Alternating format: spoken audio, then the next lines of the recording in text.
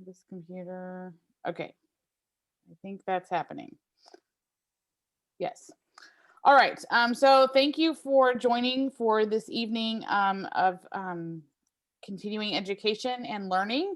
I appreciate all of you taking the time out of your busy weeks to join with us for this important discussion. So the evening is focused around the documentary that Netflix produced called 13th. If you haven't watched it, it's okay. We're still going to have some good conversations. Just to give you a brief introduction, the film explores the intersection of race, justice, and mass incarceration in the United States. It is titled after the 13th Amendment to the United States Constitution, adopted in 1865, which abolished slavery throughout the United States and ended involuntary servitude, except as a punishment for a conviction of a crime. Nikki McCord has kindly joined us tonight. She is the NDAA Region West Diversity Council Director. She's also the founder of McCord Consulting Group, a full-service consulting firm specializing in facilitation and training in the areas of diversity, equity, and inclusion, the Board of Director of Governance, and strategic facilitation. A former lobbyist, Nikki has a wealth of experience bringing together disparate groups for a common purpose in a supportive manner. She earned her bachelor's degree from the University of Notre Dame and received her master's degree at Michigan State University. Nikki is a public speaker, speaking before audiences at the Financial Planning Association, Natural Products Expo West, the Colorado Small Business Development Center, and the University of Notre Dame. She lives in Boulder, Colorado, and I welcome her to our conversation tonight. So I am going to turn it over to Nikki. Thank you. Can you allow me to share my screen, please, Emily? Oh, yes. Absolutely. Okay. So thank you. Should work now. Oh, okay, perfect. Aha, we have it. Thank you so much, Emily, for that wonderful introduction.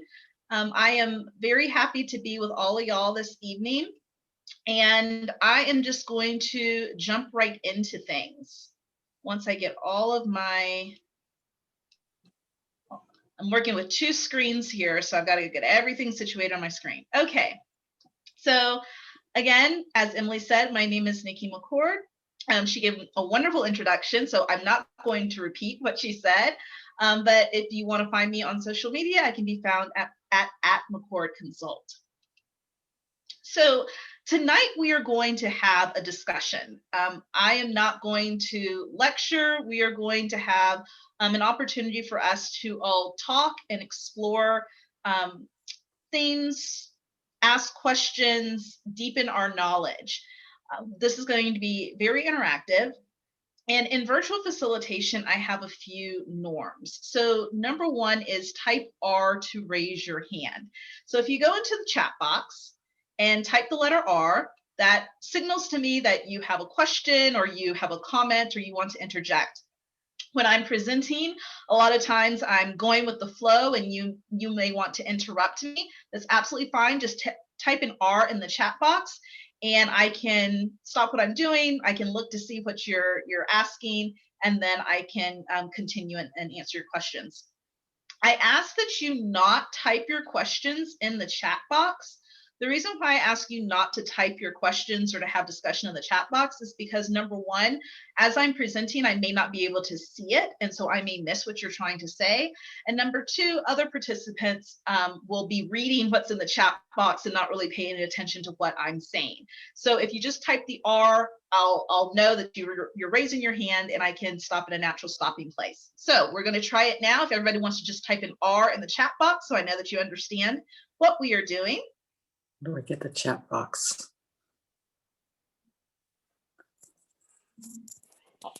I'll be right back.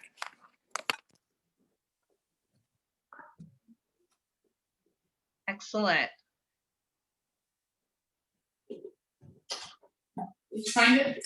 Well, I got the chat up, but Yeah, then just you want to send it. Okay. Everyone. Okay. And then R. Okay. Thank you. Yep. Wonderful. We all have it. Thank you so much. All right, so we are just going to jump right in. So in the film, we saw that civil rights leaders are labeled as criminals when they were active and alive in the movements that they were involved in. In fact, Martin Luther King Jr. had a 75% disapproval rating when he, at his death, which was higher than Trump's disapproval rating when he left office. So I want to start by asking, how does the linkage between criminality and civil rights shape our opinions about civil rights movements? And if you want to say something, just go ahead and type an R in the chat box so we're not speaking over each other, and then I can call on you and we can get your thoughts.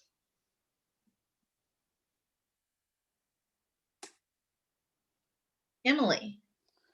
So I think that linkage between criminality and the civil rights casts, because I don't remember what film. Oh yes, it was the Butler movie with Forrest Whitaker, and his son kept getting arrested over and over again. And that what stuck in me was the image that the father was seeing, and that his friends were seeing, of the criminality of the work that was being done by the civil rights workers. And so it sent some of them into, well, you're bad. You got arrested for this work, and so that must be not good. And so as a result, their voices are discounted, and that the work they've been doing that they got arrested for almost, in some people's mind, undermines that intent that they had, and makes people not listen.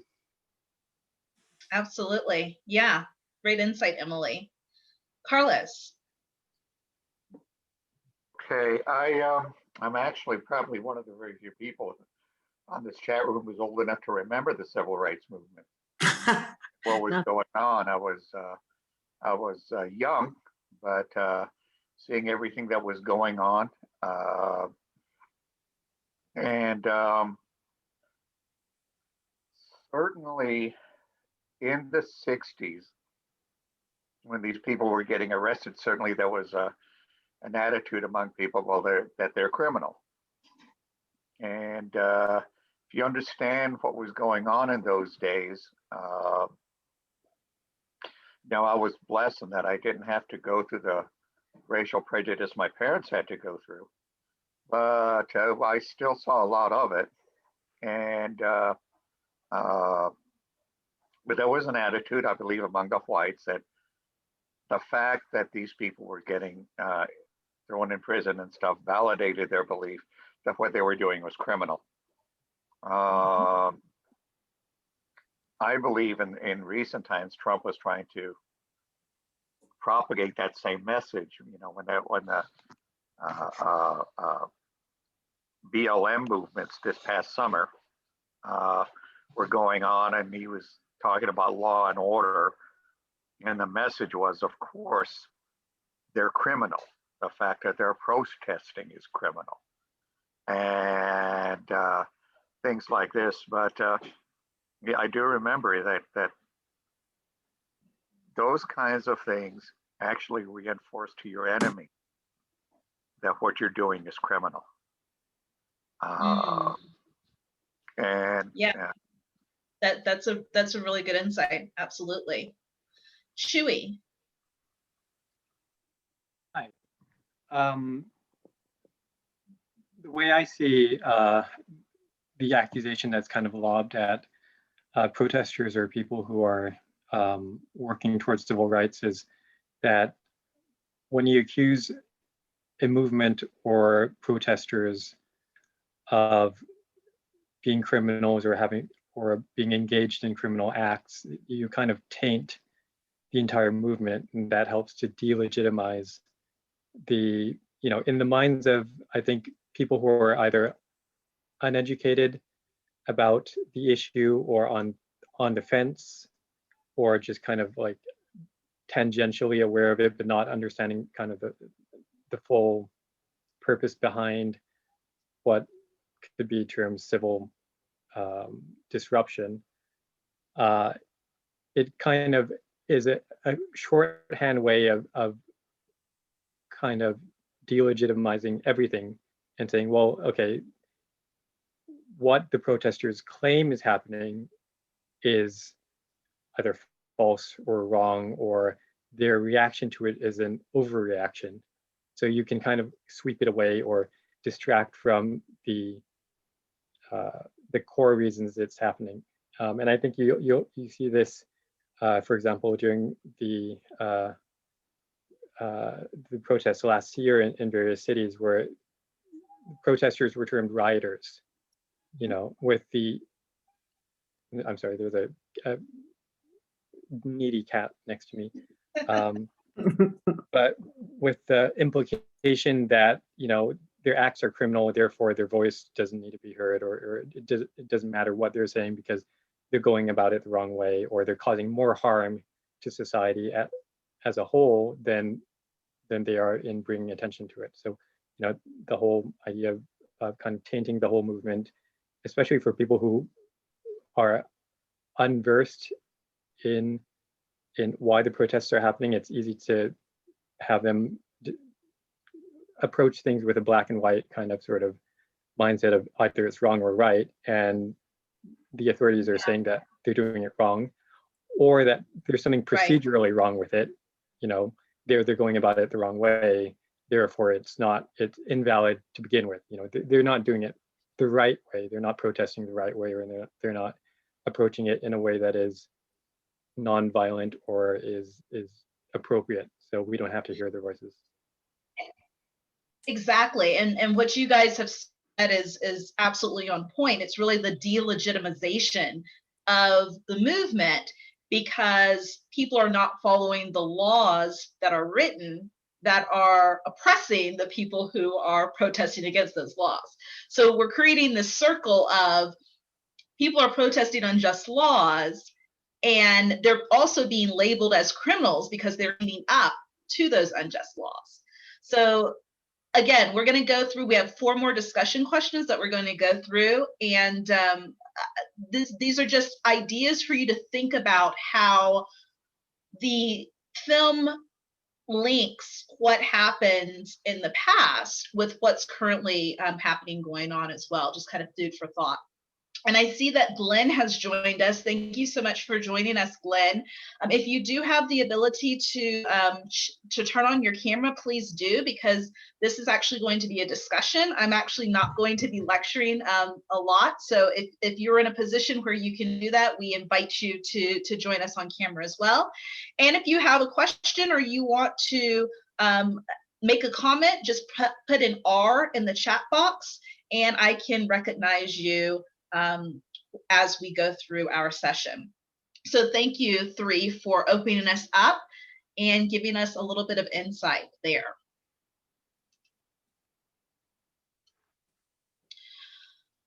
So on the left, we have Khalif Browder. Khalif Browder was 16 years old when he was falsely arrested for stealing a backpack. He spent 3 years in jail, 2 of those years in solitary confinement.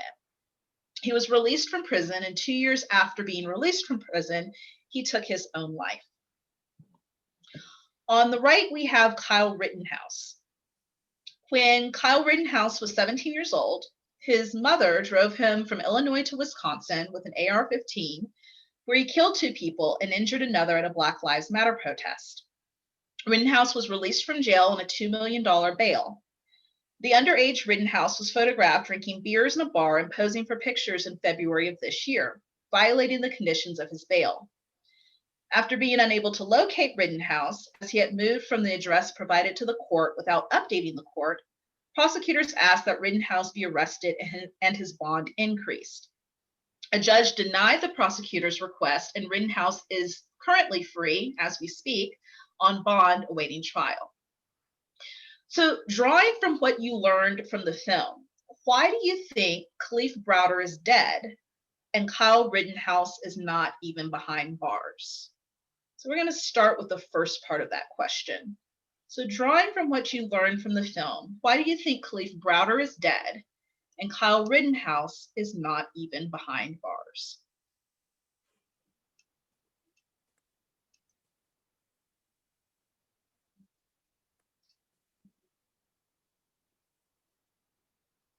Martin. Yeah, I think Kyle Or I think Khalif had to go to jail, and he went into a system that he wasn't sure if he was going to get out.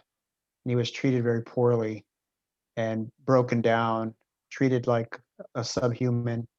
Whereas this other person, Kyle Rittenhouse, it's almost as if he didn't do anything wrong and he's almost celebrated. And he probably feels like he's going to get off the hook. And he probably feels emboldened that he did something right and everybody's cheering him on. Whereas, you know, I don't know how you feel if you'd have to go to prison or to jail and get in these altercations and be treated the way, Khalif was, which was terrible. You know, he probably never recovered. He went through some traumatic stress, and that's probably why he killed himself. Yeah. It's disgusting, Rosalind, actually. Yeah. it is.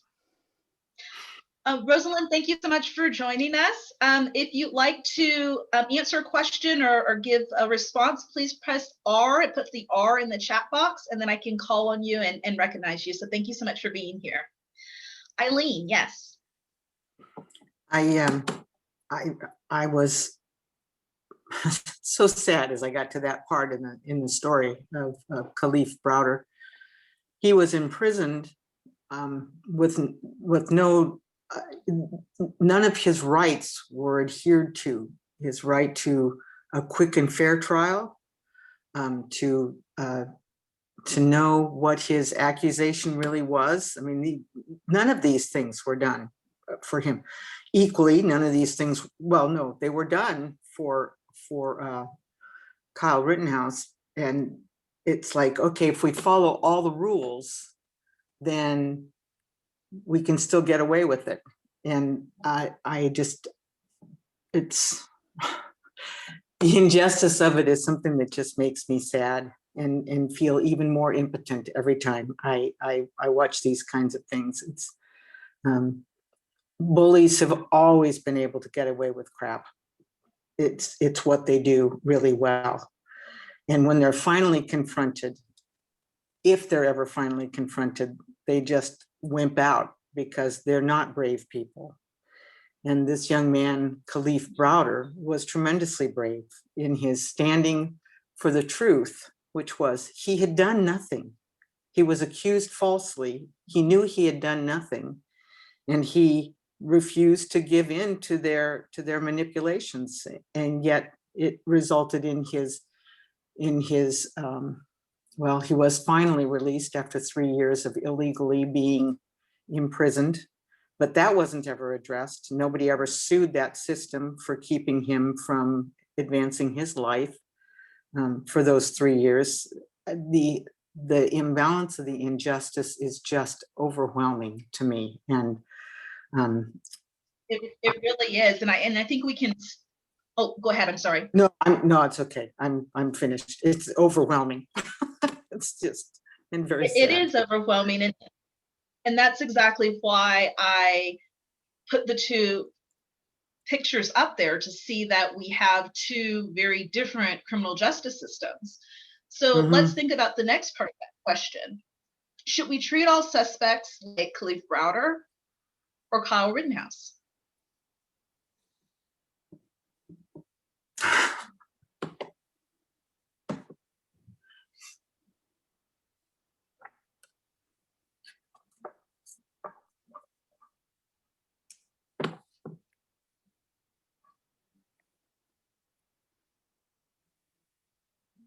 Emily. I think it should be, I think what our premise is, that we are innocent until proven guilty. That's what our system said. That's what our law says. And so I think, actually, I don't know that Kyle Rittenhouse, because of the crime he committed, is so horrific. So I think it needs to be something different altogether. I think there needs to be a balanced assessment, though, of truly asking the question, was a crime committed?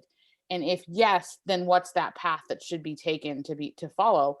For Khalif Browder's, the answer to that question was no, and that story should have ended and he should have been free. And yet we have Kyle Rittenhouse walking around, and he clearly, we all know, we saw the video of a crime committed. And so I don't know. I don't want him to be treated like Khalif because he was innocent. And it irritates the heck out of me that Kyle is walking around free. So I think it's something else. I think there's something else that we need to do with our system. Thank you, Emily. Carlos. I think was it Emily who was speaking? It was. I think what she's going around in a roundabout way of saying that the answer is it should be neither. Mhm. Mm-hmm. And the reason is because in Khalif's case, it's obvious that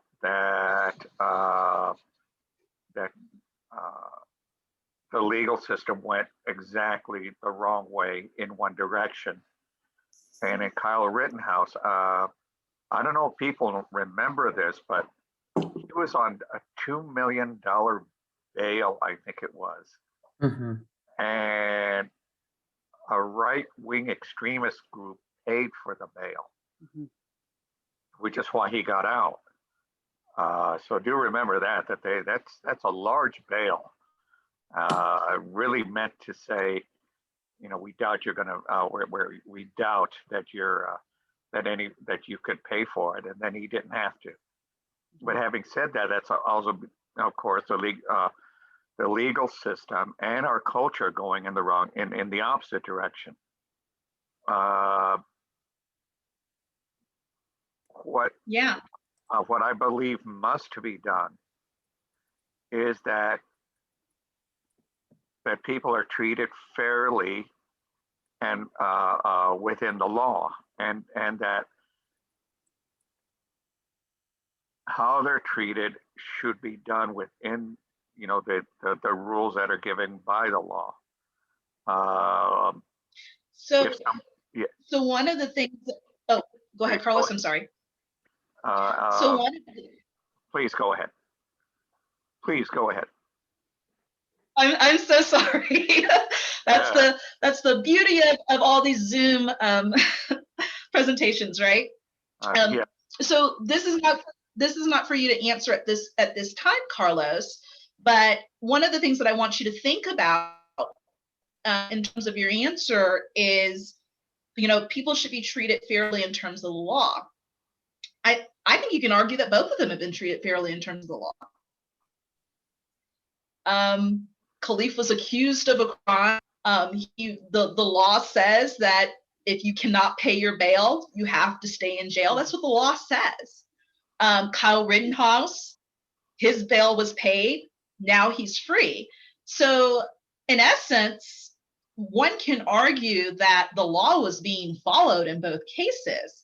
It's whether or not the laws are fair to begin with, and if they're being applied in the same way to all people. So that's just something that I want you to think about in terms of everyone should be treated fairly. Well, are they all being treated within the confines of the laws that we have? Yeah. And I'm not going to ask you to answer that right now because I want to make sure that we move on to others and get to the rest of the discussion questions. But that's something that I wanted to raise in terms of how we're thinking about all of these. So thank you, Carlos. And then very quickly, what I was also going to say is that throughout history, the laws have been often found to be imperfect. Any creation of man is imperfect. And therefore, God willing, we learn from these and continue to improve the laws. As an example, Rittenhouse, I would think, should have been put in jail without bail, period. I don't think. So that's an example. Yeah. Right. So that's an example of something that we can do in terms of the third part of that question. I'm going to move on to Eileen right now. Eileen, yes, your comment. Or actually your answer to the question, should we treat all suspects like Khalif Browder or Kyle Rittenhouse? Right, and the answer's already been given. Neither. That's not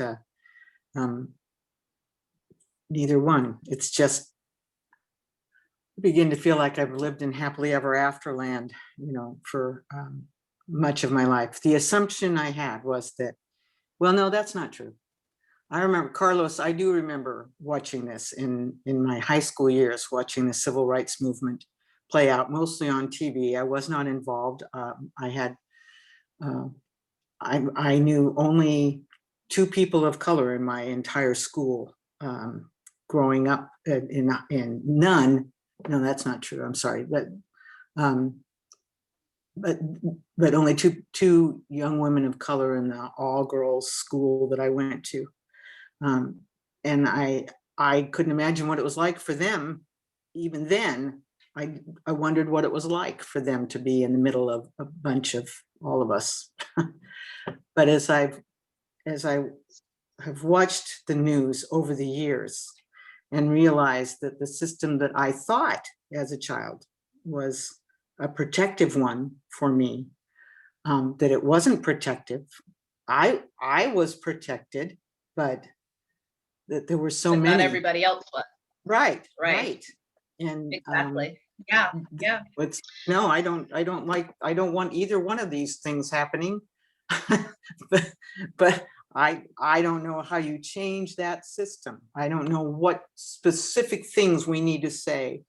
If we could even say specifically enough, or would somebody still be able to figure out a way to twist that puppy and make it say what they want it to say? I mean, like with the 13th Amendment, which I know you're going to get, but I won't. But anyway. Yeah. So what I'd like you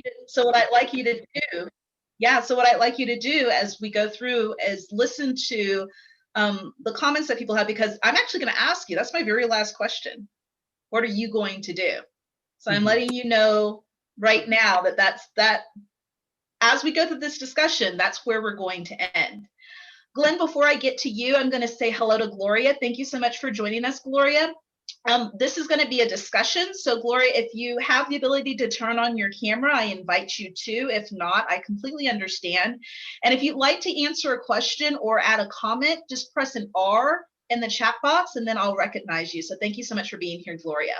Glenn, yes, the question on the table is, should we treat all suspects like Khalif Browder or Kyle Rittenhouse? And to give an answer that's not really to the question, we should treat everyone the same. Whether we should treat them the same under the system that we have is the question. And I'd suggest the system that we have is just stacked against anyone who enters into it. Frankly, with bail, the idea that somehow if you can come up with the money, you can avoid the penalty for the moment and beyond, frankly, because if you can afford enough lawyers, high-powered enough, you can skate through the system. And frankly, the system is pitiful. It's rotten to the core. I mean, you look at the beatings this kid took when he was in prison, in jail, by guards, by other prisoners. I mean, the way the system approaches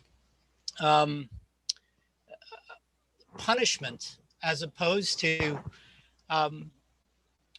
really, I guess, recuperation maybe, or somehow redirecting the person who's guilty of the crime.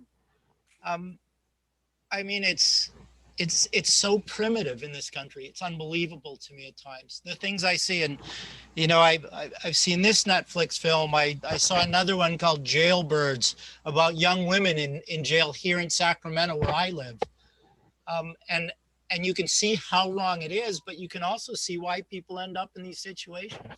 We're not really doing anything to keep people from repeating this thing within the system that we have. It's rotten to the core. It's pitiful. Yeah, we need a major rehaul for sure. Well, Glenn, you must have seen my presentation, because that was a great segue into my next slide in terms of, don't worry, I'm rich. So we have here a picture of Brock Turner. Brock Turner was arrested for raping an unconscious woman behind a trash dumpster. Even though he was convicted of the crime, a judge sentenced him to 6 months in jail, followed by 3 years of probation. He served only 3 months in jail. The judge did not want to ruin Turner's future prospects as a member of Stanford's swim team. Turner's father even commented that his son should not be punished for 20 minutes of action just because he's only been on this earth for 20 years. So in the film, Brian Stevenson states, "We have a criminal justice system that treats you better if you're rich and guilty than if you're poor and innocent."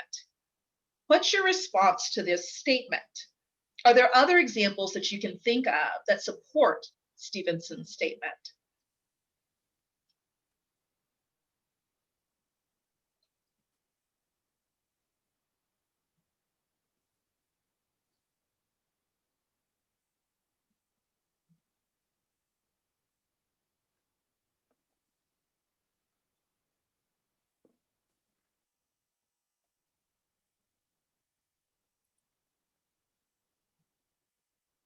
Emily.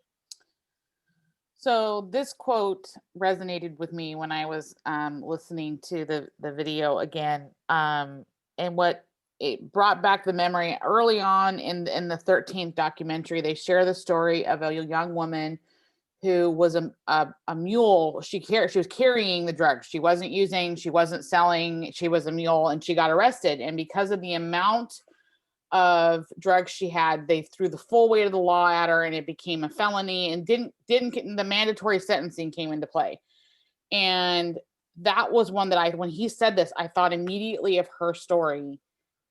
There was a crime there, but the level of that intensity versus this girl. I remember this story with this guy in his rape crime.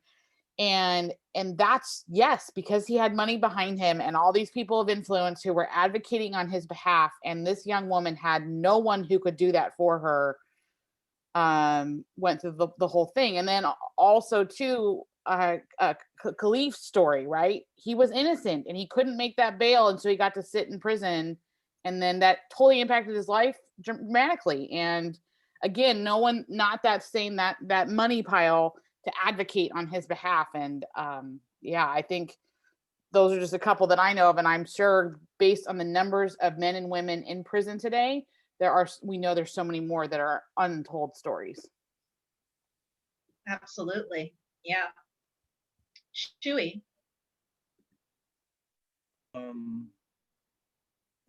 I think I think this ties well to the previous question you had about,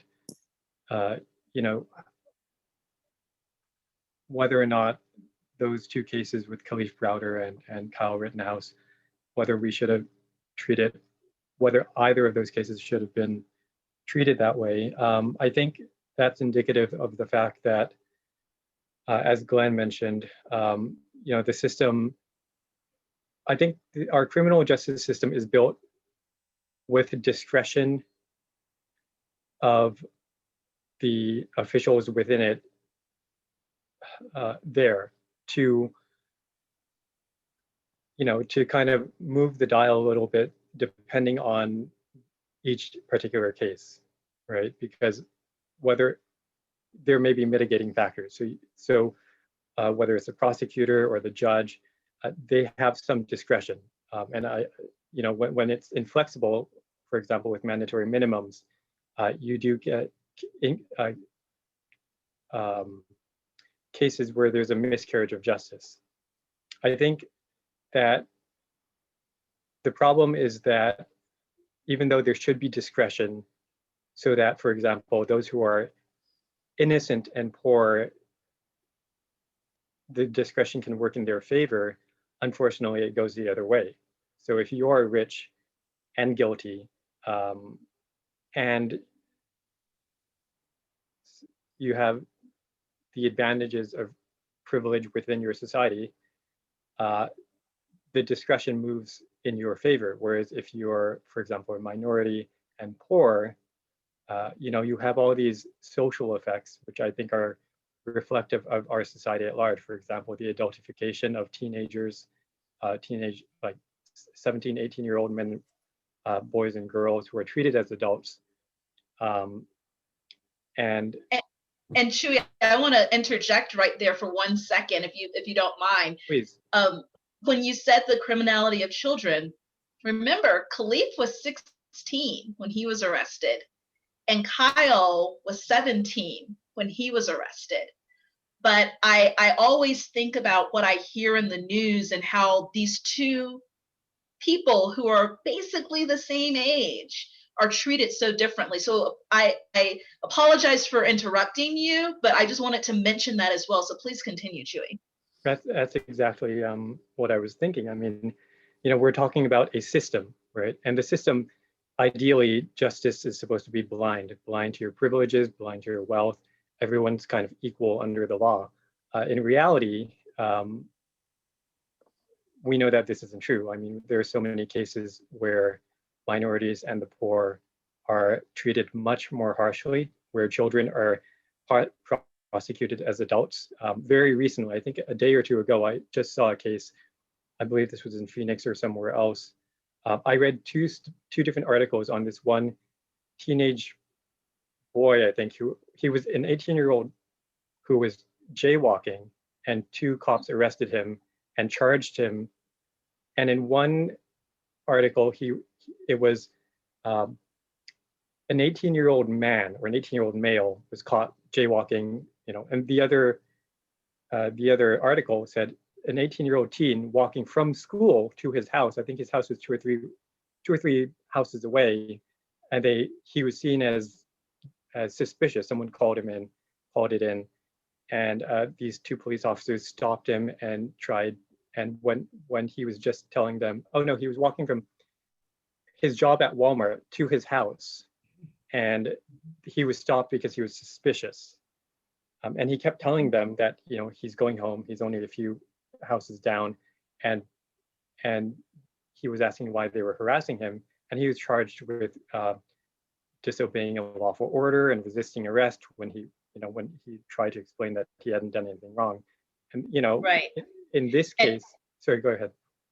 And I think that also links to the question in terms of or what Stevenson was saying. If you're poor, you're going to be treated poor and innocent, you're treated worse. And I think your example, Chewy, as well, you have an 18-year-old kid who's walking home from his job at Walmart and is stopped by the police, which, for number of reasons, but just him being in that situation, his criminality was more than if, someone else, maybe you would be helped if someone saw you walking home late at night instead of arrested. I want to make sure that I get to everyone, Chewy. And was there anything else that you wanted to say? Because I know Lynn wanted to say something as well. The only other example I can think of that supports Stevenson's statement is the massive problem with public defenders representing poor clients who may have been caught with minor crimes, misdemeanors, who are pressured into pleading guilty because that public defender has maybe 6 minutes for 200 cases that day, whereas someone who's rich and of means who is guilty can afford high-powered lawyers who can defend him and drag out the case until it's not worth the court's time to prosecute them fully and they come to some sort of a plea deal.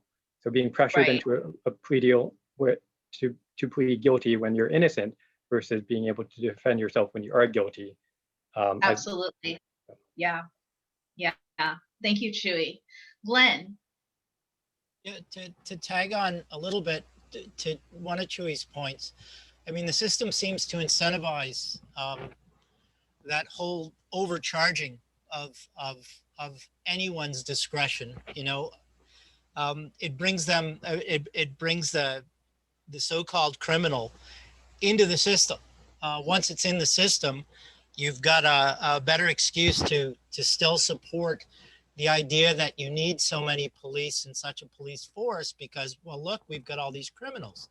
Look at the numbers. We've arrested and charged all these persons for all this stuff. But another point, there's incentives in the system relative to having elected judges. The Stanford rapist, the judge was recalled. When something like that becomes prone to politics, I mean, these people do need to be reelected. It's the same with a lot of city and county prosecutors, district attorneys. They're elected, and then it becomes political. And once it becomes political, there's a money factor behind it, frankly, and you know it just keeps rolling. I mean, how can I get my piece of this pie? And Yeah. the bigger you make that pie, there's a lot more pieces for people to grab onto, and that's disheartening. And you know, you brought up something that made me think. You know, when we think, I do a lot of work with board of directors, and I do both nonprofit boards and for-profit boards. And when you look at a corporation, the decisions, everything that you do as a corporation, it's in service to your shareholders, right? You want to make sure that your shareholders are making more money. And when Glenn talked about the fact that judges are elected, I also used to work in politics, and I would say the number one job of an elected official is to stay an elected official. And so if you have a judge that is an elected official, their job is to remain an elected official. And so you have to question their impartiality and their ethics when that is their number one job. So I appreciate all of your comments in that regard. I have 2 more discussion questions for you all. So let's get to the next one. Jesus was a brown-skinned person with woolly hair. Jesus was also a prisoner. What injustices do you think Jesus would have encountered had he been incarcerated in the American prison system?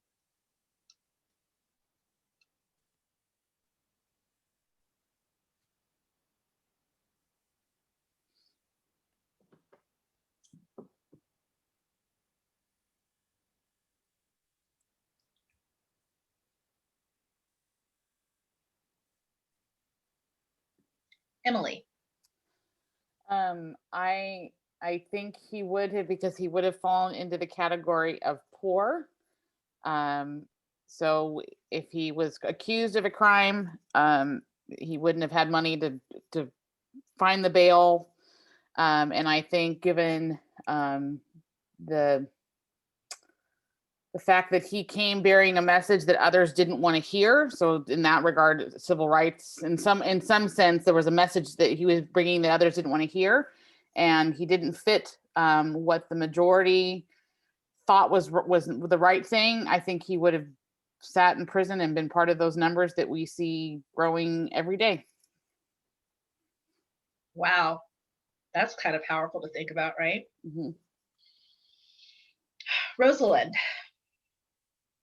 Yes, I guess looking at your question, I think of, Jesus would have been treated like a lot of the political dissenters of, say, the 60s and early 70s.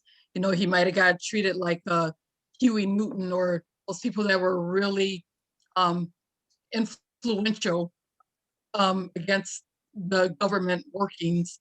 And so, or, your Martin Luther Kings and your Malcolm X's and all of those, and they would have been plotting for his death, as they did in real life. And so, yeah, he would have encountered the whole FBI, coming on him and the whole shebang. Yeah. Chewy. Just going off of what Rosalind said, again, he was politically inconvenient in the same way that Martin Luther King and Malcolm X were.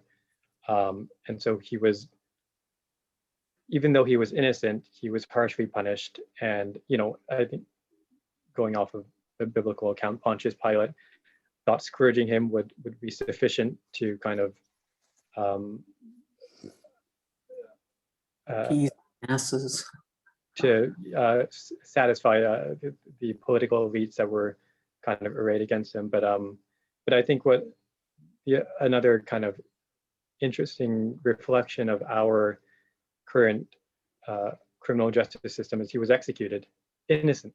He's an innocent man who was incarcerated, punished, and then executed. And I think that's just, reflective of our death penalty, which is heavily weighted against minorities and also has been shown to have executed many innocent people, due to inherent biases within prosecutors, within arresting detectives, and especially in cases where evidence is either being ignored or just hasn't been processed. So let me ask you this question. This is kind of an off-the-cuff question. Why do you think it's important for us to see Jesus as white?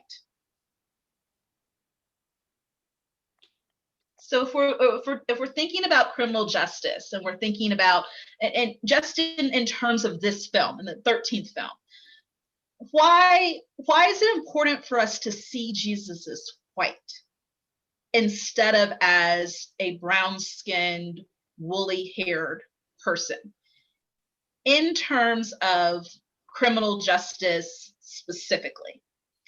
Chewy, you've already spoken. If you don't mind, I'm going to go to Martin, if that's okay. Thank you, Chewy. Oh, the movie just shared that if you're dark, if you're black, if you're brown, you're a criminal. It mapped your skin color to the fact that you might be a criminal. So you have we were classically conditioned that way. So that's why people think if Jesus is white, it's a better situation for everyone. Right. And I'm not a theologian, so so please don't get on me if you are a theologian. But that's kind of what I think of in terms of Christianity today. It's if we can look, we can dissociate what's going on in our everyday lives and say, well, that's them.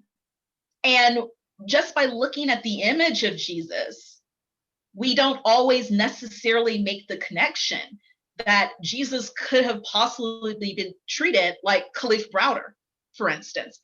Now we all know Jesus, exactly as Chewy said, he was tried, he was beaten, he was executed innocently. Like, we all know that about Jesus.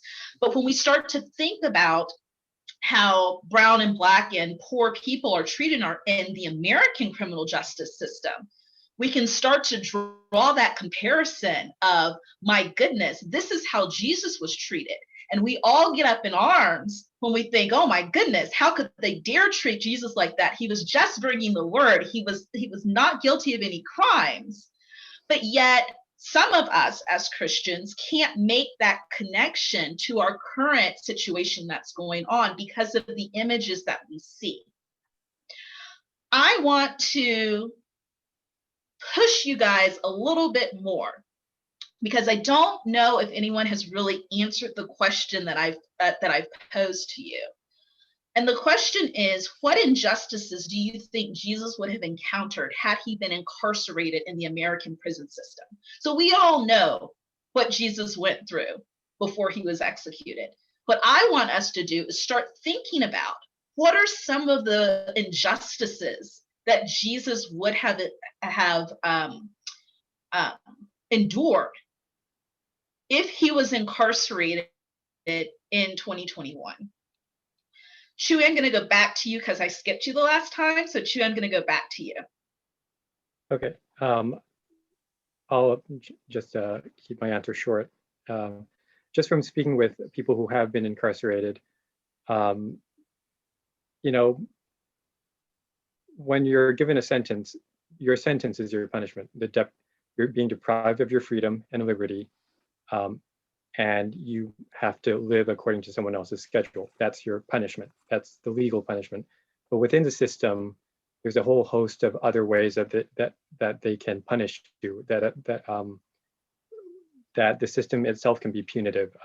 Being fed rotten food, or food that is just not fit for human consumption, being denied basic medical care. There was a case recently of a pregnant woman who had to give birth in isolation by herself, and had to cut the umbilical cord with her own teeth and then go into her mattress to keep herself and her baby warm and safe. Rape is endemic in prisons, and that's not part of your sentence. That's something that should not happen, but that's, again, considered normal within the prison experience. Violence, obviously, those who have mental illnesses, not having those addressed or having those exacerbated Yeah.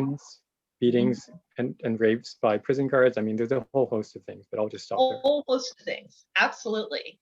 I'm going to go to Martin, then Rosalind, then Emily. So Martin, go ahead. Yes, I was going to kind of pose a question to you and to the group before you mentioned about Jesus, but I think Jesus came here for a different reason than to go through a penal system. So that's difficult to answer. But what I was going to just ask is, or consider countries that didn't have slavery prevalent in their history, or if the United States never had slavery here, or if the culture or the civilization that was captured into slavery were not the Black people. Let's say it was flipped. What do you think our judicial system would look like today? Would it be different? And I think that's an obvious yes. And I think the issues are still deeply connected to how people were treated when they were slaves, and they were treated very poorly as property and not as human beings. And that the justice system is just a series of if, then, do, while, programming to keep people down, to keep poor people down, to keep people under control. At the end of the day, that's what I think. But if, I don't know just off the top of my head, if I were to look at Norway or another country that isn't widely known, well, maybe they are. So I'm a little ignorant on that. But what country did not have slavery in their borders, and what kind of justice system do they have, and what kind of issues do they have? That would be interesting to reflect on. Yeah, absolutely. Rosalind. When you asked, what would he had encountered, I guess I was thinking from, the very beginning with, say, the encounter with a police officer, he would have been roughed up, a few extra jabs, kicks, and punches. He would have gotten a bogus charge. Normally here in New York State, it's resisting arrest, obstruction of governmental administration, and disorderly conduct. Those are the ones they give with no other charge. And you ask the question, why are you arresting me? Or they just get mad. So you get one of those combination of bogus charges.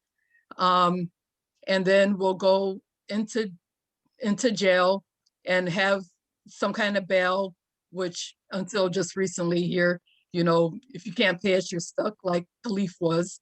And then he'll get a public defender who just ate lunch with the prosecutor.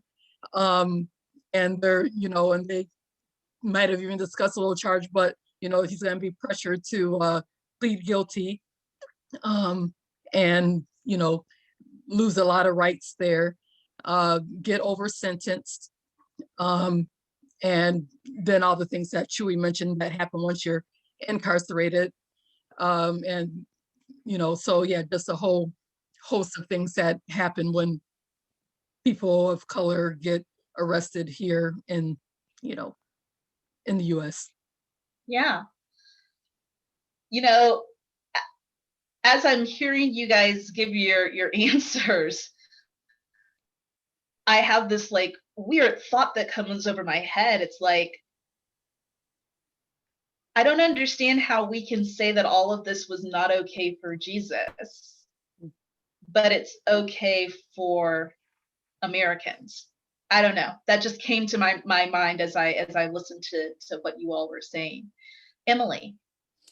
A lot was already covered by others, but one of the things that struck me from the 13th documentary was the being cut off from their family and friends who they might want to call, because the cost to call home, to just call, is, we make number, $1 an hour, whatever it is, $1 an hour, let's just call it. And if they make minimum wage, in some cases, they would have to work for 3 days in order to be able to have enough money to make a 10-minute call home. And I thought of that, not being, he wouldn't have been able to reach out to anybody. And so then you're even more isolated. Not only are you behind bars, but now you don't have any contact with the outside. Yeah. Yeah. Okay, I have one more discussion question for us. So Bryan Stevenson ends the film saying that people always ask how the past can be tolerated. Slavery, lynching, segregation, Jim Crow. They say they would not have tolerated such injustices. However, we are currently tolerating the injustice of mass incarceration. If future you looked at past you in 2021, during this time in which we live, would they wonder how you could have tolerated the human rights violations of American mass incarceration?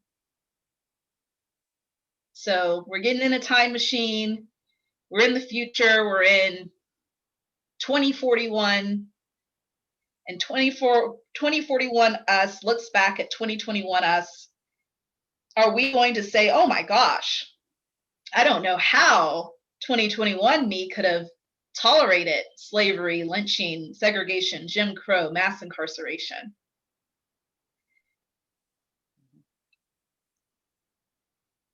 What would your future self think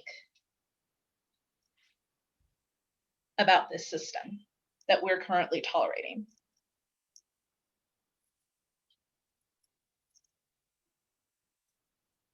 Carlos.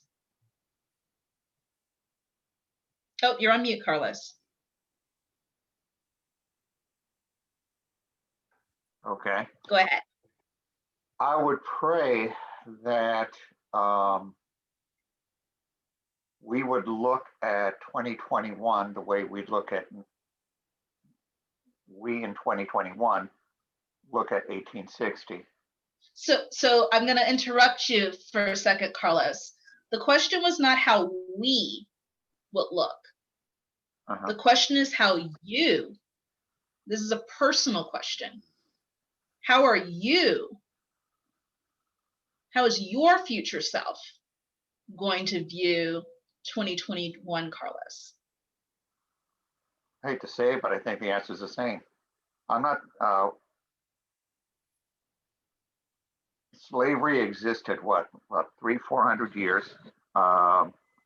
And then you look at the Spaniards and how they treated the indigenous from the early 1500s all the way to the 1800s.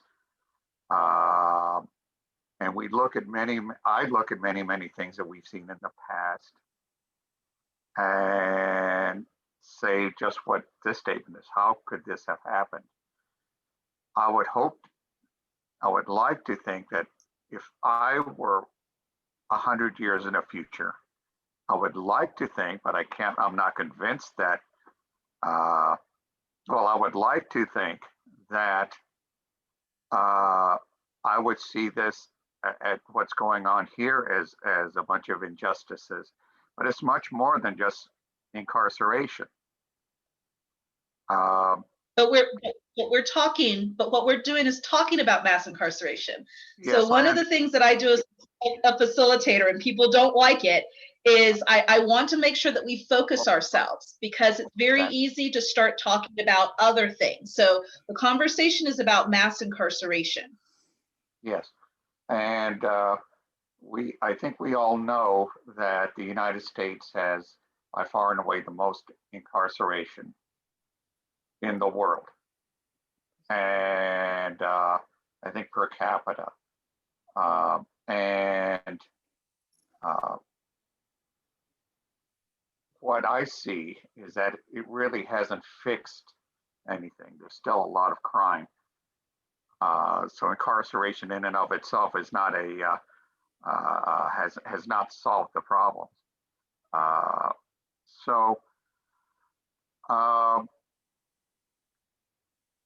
As I look at it, how would I view it? Would I view it as the mass incarceration that's going on right now? Would I look at it as, how could this have possibly happened? I think I pray the answer is yes. Now, why do I say I pray?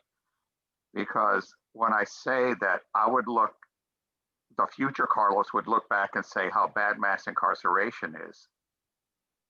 That implies, that doesn't imply, it states that we've made progress in that 100 years from now, to 2121. And Maybe not. Maybe it's gotten worse. that's what I'm saying. I mean, we could look back at slavery and see how bad it is because there is no slavery now. I could look back at what my parents had gone through in the 30s and 40s, all the way into the 60s. And then I went to Notre Dame and I wasn't mistreated, even though I wasn't just a minority. I was a minority among the minorities. There weren't very many Mexicans, you know.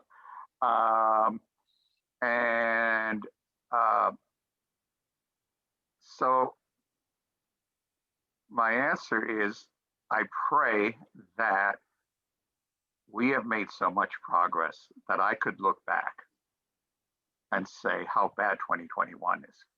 But we can't, we're not sure. We're not Okay. sure if things are as bad and as accepted as they are now. You remember slavery right. was accepted. Racial prejudice was accepted.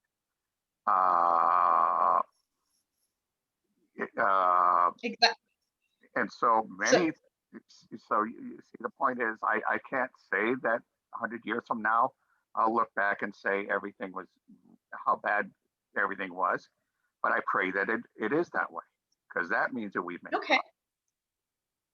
progress. Okay. Emily.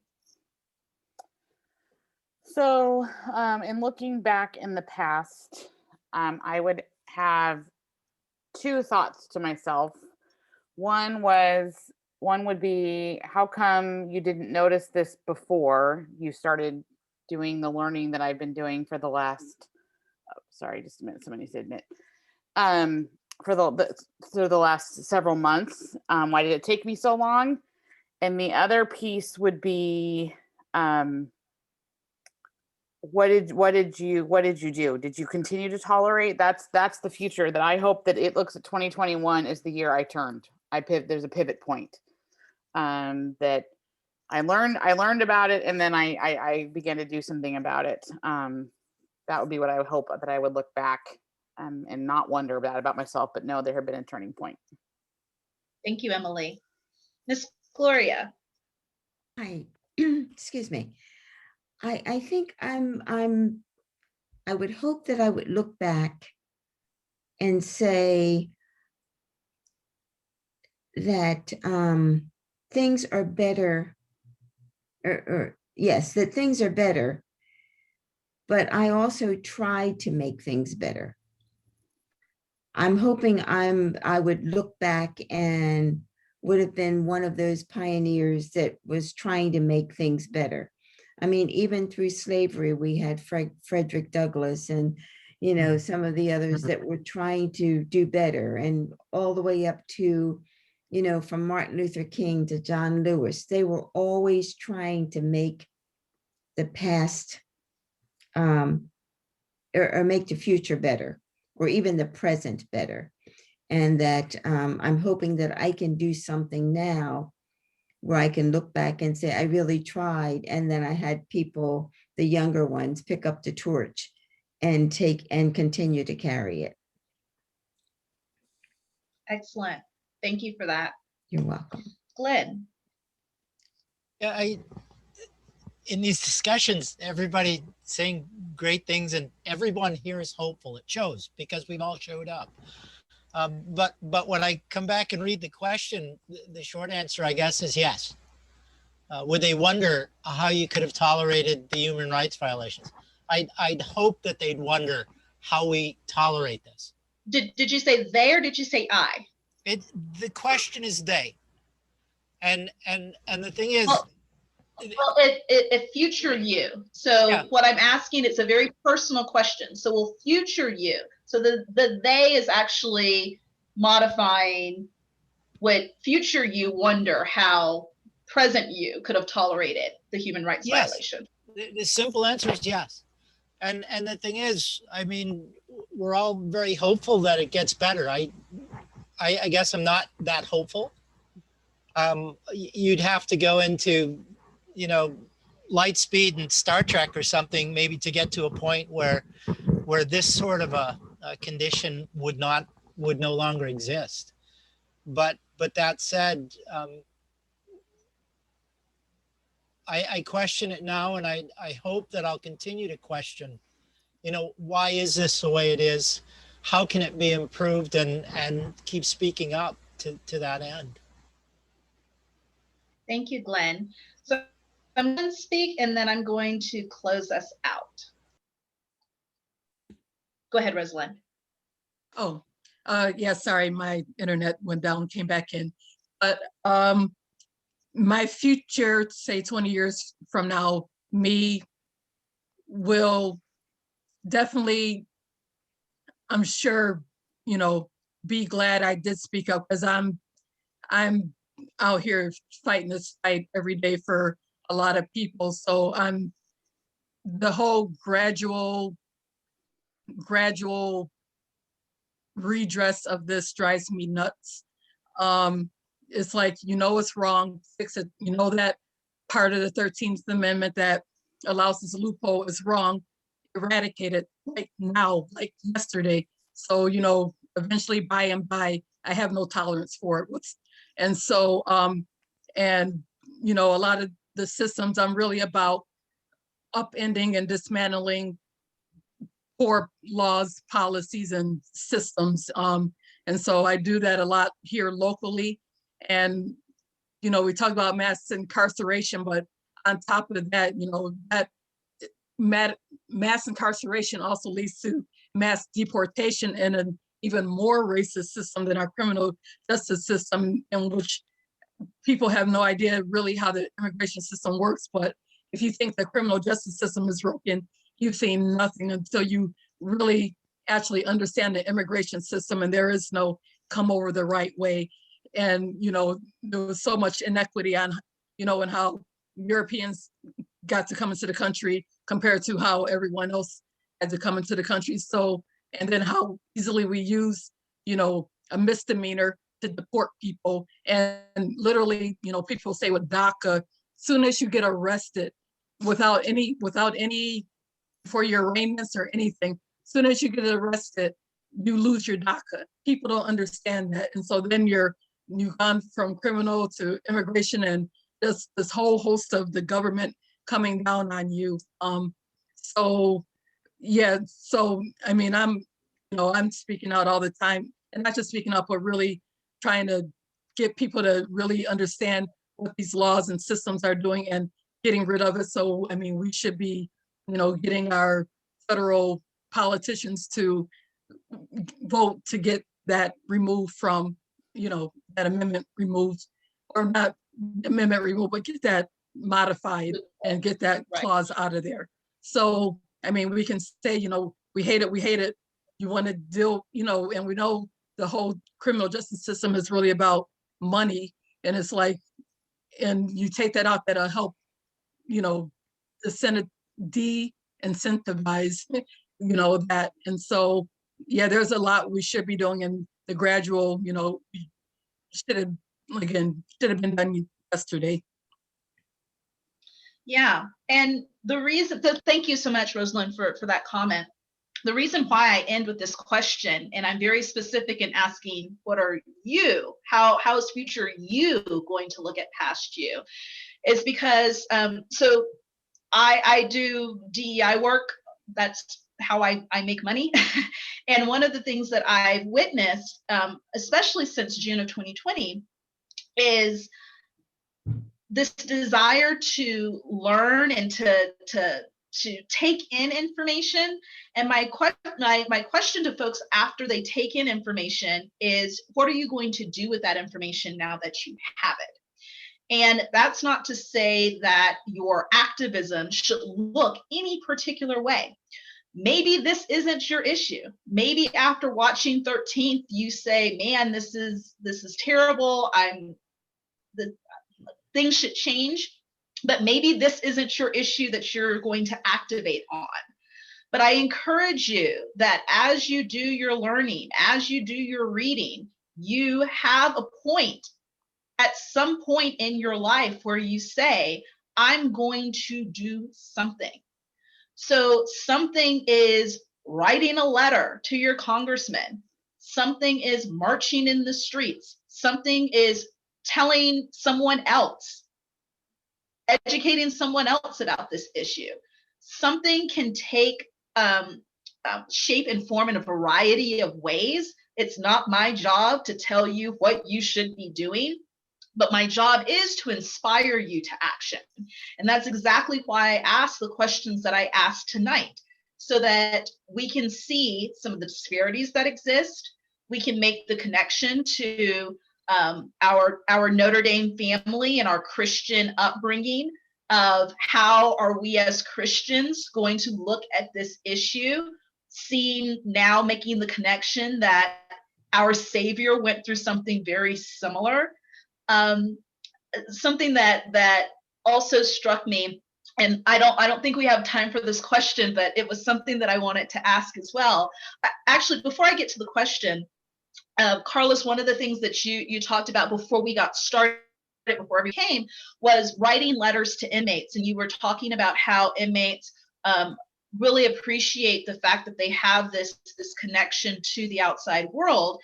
And one of the things that I just learned was probably in the last few days that there's a push to get rid of the mail system for inmates and have them all go through email.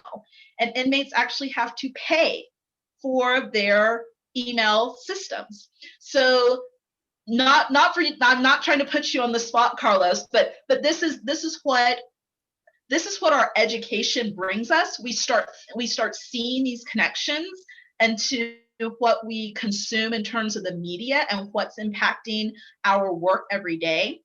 And one of the things that I like to leave people with is your power. Every single person on this call has some type of power. How are you going to use your power? Just because it doesn't matter where you sit, you are connected to the Notre Dame family in some way, shape, or form. We have privilege in that. Just by this connection to Notre Dame, we have some power in our lives. How are we going to use the power that we have to change systems that we know that are unjust? Maybe it's not mass incarceration. Maybe that's not something that's really like got you rah about, I want to change this. Maybe it's something else. But as we learn and as we gain knowledge, we need to actually take action. And so I invite all of you to think about what that action will be for you as an individual. So we have 9 minutes left. Oh, I have one more slide. Thank you. So I wanted to thank everyone for your participation. I was so impressed with your answers and with everyone really getting in there and telling the group what you thought. If you have any other questions, this is where you can find me on social media and my email. Like I said, we have 9 minutes left. I am very respectful of people's time. So I am going to stay on until 1:30 to answer any questions, to talk it out, but I'm going to turn it back over to Emily to close us out. And yeah, we have until 1:30 to hang out after Emily gives us our closing. Right. Oh, you know what? And also, sorry, forgot to thank Emily and the San Diego Club for putting this all together. So round of applause to Emily, the San Diego Club for putting this together. This was a wonderful idea and discussion. So thank you so much for this, and thank you for having me as well. Yes. Thank you, Nikki, for your time and your gentle way and insistent way of leading us through this discussion. I appreciate that. Thank you for those of you joining tonight. I know some joined late. I regret the confusion about the Zoom link. There was supposed to be an automated email that went out, and that seemed to have had some glitches. So thank you for joining in late, even though we'd already started. I appreciate that, because I know that can be reluctance in doing that. So thank you for taking that step to join us mid-conversation. I hope it was an enjoyable evening. So again, on behalf of the Notre Dame Club of San Diego, I thank you so much for being here tonight. And I'll keep the Zoom meeting open until 8:30. You're welcome to hang out. ask Nikki questions, and otherwise have a beautiful rest of your evening. Thank you. Good night, everyone. Good to Good see everybody on the night. Good to see you, call. Martin. Good night. Take care. Bye, Good Martin. night, Great everyone. conversation and great comments, everyone. I'm Okay, sorry well, I came night, in late, everyone. but I didn't get the link. But I'm not going to stay on. I'm on the East Coast, so it's getting rather Very late late. here. Yep. But thank you. Hopefully next time I will get the link and can click in the beginning. Absolutely. But And- thank and- you. The questions were very thought-provoking and wonderful. Thank you. Good. Gloria, I did record this. And so if you want to go back and watch some of the conversation that you missed at the beginning, I'll post that to the event website. Oh, that's great. So it'll Great. probably be tomorrow morning because I'll have to condense it and post it, but we'll get that up there so you're you can watch that as well. Oh, great. I appreciate that. No Thank problem. you so much. Thank you. Good night, everyone. Good night, Gloria. Good night. Right.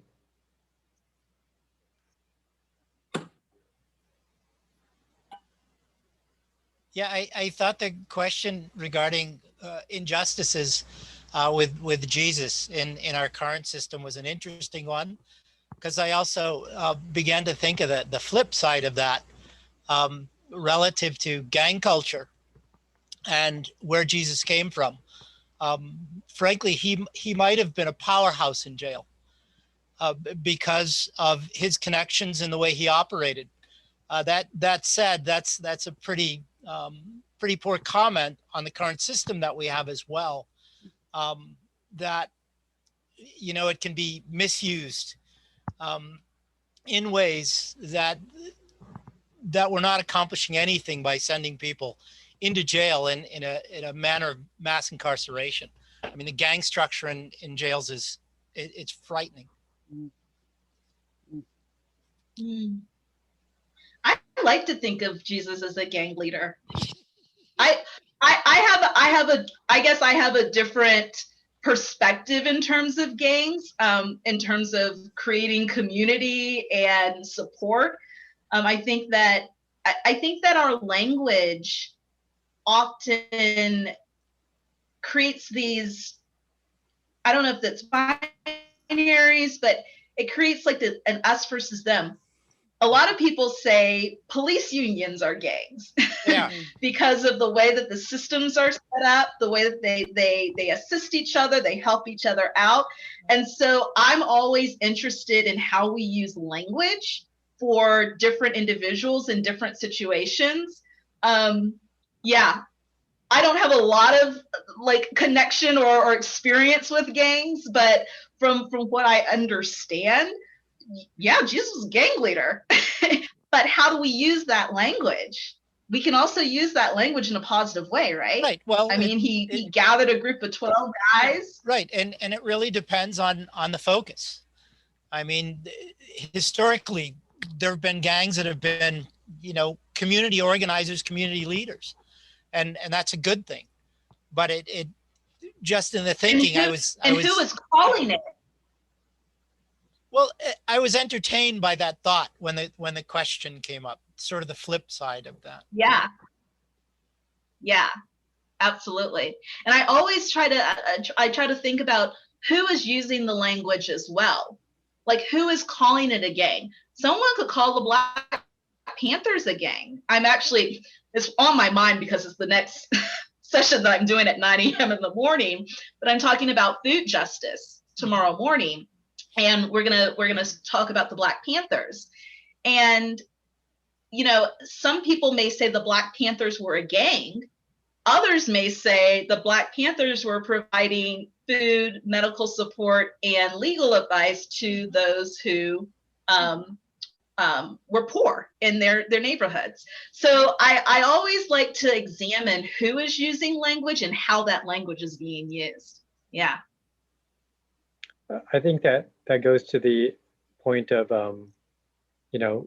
using terms like radical extremists versus revolutionary or, freedom fighter. You can look at the Revolutionary War for that. I think in England, it's sometimes referred to as the War of Insurrection. And they were insurrectionists. And I also think, just from what I've learned academically, they don't have to be mutually exclusive. You can have a gang that Right. takes part in violent actions towards political goals that also provides basic community services to the people on behalf of on whose behalf they're fighting. For example, the IRA during the Troubles in Northern Ireland and in the Republic of Ireland, they both fought the British, but they also provided, I can't remember the term, but they provided funeral benefits as well as a monthly stipend to the widows and families of those who were killed in the struggle. You know, if you look at the Palestinians, who I forget which group, I think it might be Hamas, but they do take part in a violent activity towards political goals, but they also ensure that the areas under their control have access to electricity, healthcare, and they smuggle in medicine and other things. And you know, they can be both involved in violent and unethical actions and at the same time be doing some good. And that tangle makes it ethically difficult to say whether or not it's good or bad, you know. Again, just going back to our history, if you look at the Revolutionary War, we had the famous Boston Massacre, where you had a group of redcoats who were being pelted with you know, not just snowballs, but rocks.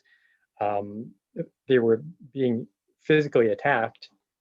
And John Adams, one of our founding fathers, had to defend them in court, had to defend the British soldiers in court because they shot and killed some of the people who were harassing them and throwing things at them. And, you know, much to everyone's amazement, they were acquitted. The British soldiers who shot and killed some of the American colonists were acquitted because, you know, a closer examination of the facts showed that they were being physically attacked. And so, you know, that whether the Sons of Liberty were terrorists or whether they were patriots, it's kind of, as you said, Nikki, it's up to kind of the person talking about that to decide, or whether the British Empire was good or bad, whether they're, you know, creating colonies around the world. You know, a lot of people champion the quote unquote progress that they brought to these other countries, whereas at the same time they left behind a legacy of brutality and exploitation and economic extraction that still reverberates to this day. I mean, the Middle East, Yeah. The whole thing with the Middle East is due to the European powers carving out the Middle East for their own political purposes. Yeah. Well, I don't want to keep you all. I love this conversation, but I also have to get ready for another another session. But thank you guys for being here, and thanks for staying on for a little bit later. I've really enjoyed this conversation, and thank you, Emily, for putting this all together. I really appreciate it. Thank you so much, everybody.